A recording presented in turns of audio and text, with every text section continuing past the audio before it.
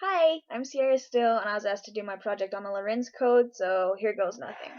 Okay, so a little bit of history on the Lorenz code was it was brought about when the German Army High Command asked the Lorenz Company to produce a high-security teleprinter cipher machine that would allow them to communicate by radio and high security. So basically, they wanted to be able to communicate with nobody else knowing what they were saying, and they wanted to have a system that was only between the German army. So that's kind of how it came about. Um, so the way it works is there is a transmitting and receiving end, and these two ends had to be set up identically for them to work correctly. And to get another's attention, originally they would send a 12-letter indicator code that was enciphered, and then later they figured out that that wasn't working super well, and so they had a book that would tell them the indicator, and they would send the last two letters of the indicator, and then whoever was on the other one would look up the code in the book to figure out what they were trying to say and to set his machine to type the message. So basically, the transmitter would type the message, he would contact the receiver would set up his machine, and the sender would send the message, and the output would be printed on a continuous sticky tape.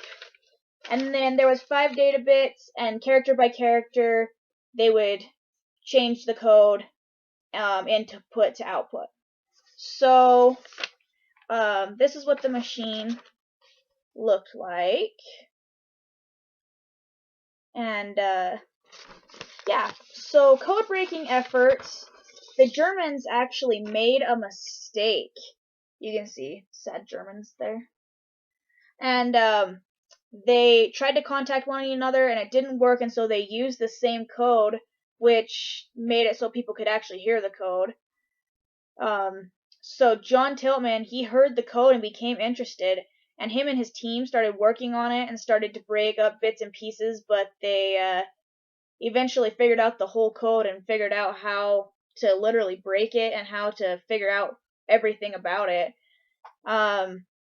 At first, yeah, they could only figure out bits and pieces, but it all came together for him.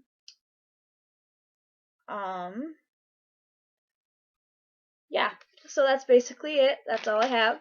But a cool thing about these is there's still some machines of these in the museum. The Lorenz code wasn't used for very long, or wasn't used typically, but they have the machines still. So yeah, that's all I got.